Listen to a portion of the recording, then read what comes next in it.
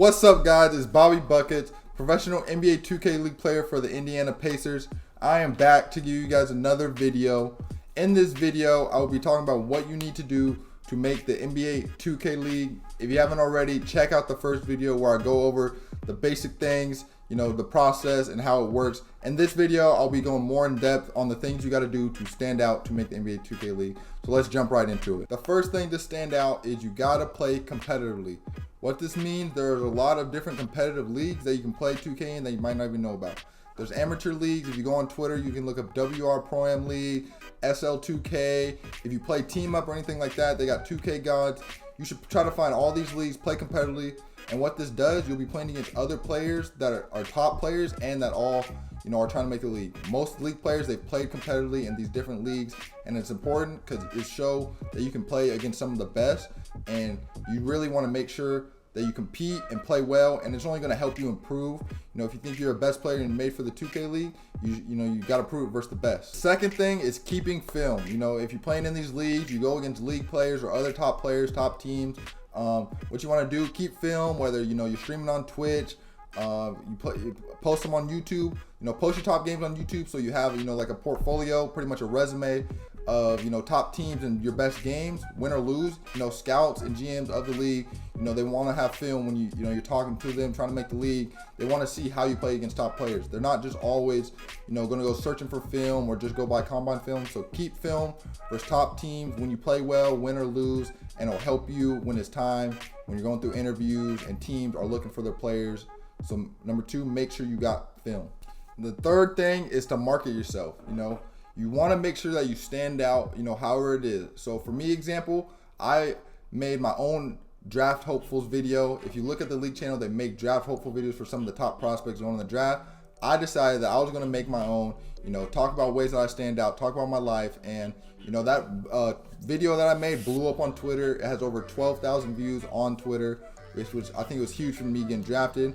I made sure that teams know about me, my competitive background, my life, I'm a college graduate, I work for the basketball team, stuff like that. So find a way to market yourself for whatever that is, whether, you've played sports, you were in the Army and you've, been part of like teams and stuff like that. Whatever it is that for you to stand out, make sure you market it and teams know that about you. Sometimes it can be on Twitter, sometimes it can be in DMs to the GMs and the coaches, but make sure you market yourself to stand out.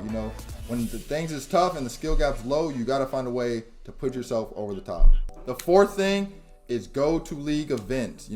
Be a fan of the league, watch them compete, but different things. For me, I went to New York for the draft last year. I didn't get drafted, but I got to meet people who made the league and coaches and GMs. I flew out to Vegas for a tournament and just to see the atmosphere of them being on stage and being able to meet some people that I talked to during the interview process, stuff like that. And also, every year now it's looking like that the NBA 2K League teams will be hosting tournaments, and players who win the tournament, someone on those teams will be able to get a draft pool spot. So if you don't know, I went out to Dallas. I played in the Mavericks tournament they had, and my team won. I didn't get the spot, but it was huge because I got to meet GMs and coaches. I played in front of them. Since we won, my name was always out there. I felt like that was the first time I was kind of known in the community, and it's just a great way to network and play in front of these GMs and coaches that might not have seen you play or heard of you before. And so make sure you're going out there, you're competing, you go to league events, watch how it is. If you live in New York, go see events and just kind of be able to network a little bit and get your face out there so people remember you. Fifth and final thing I have for you guys is simply making connections. Making connections is huge in life in general, and it's huge to make the 2K League.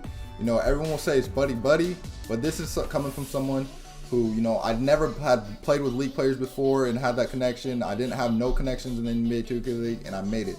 The thing for me was when I made the draft pool in season 2, I interviewed with only about 4 or 5 teams, and one of them was the Pacers. And kind of next year, I started building my resume, playing competitively, and they still knew me from interviewing last year. So it's kind of like a building connection where you're familiar with them. And then obviously when it came into this year, I interviewed with them again. They seen I was better as a player, stuff like that. It goes a long way. So whether you're playing with league players and like pickup or even WR against, try to find a way to build a connection with them or even coaches and GMs, get in their face. You know, if you're going to these league events, talk to these people. You know, they're the ones who's making the decisions. And that's just a thing in life, regardless. People are going to hire people that they feel comfortable with or know about. You know, not all the time is it just going to be someone random that they don't know.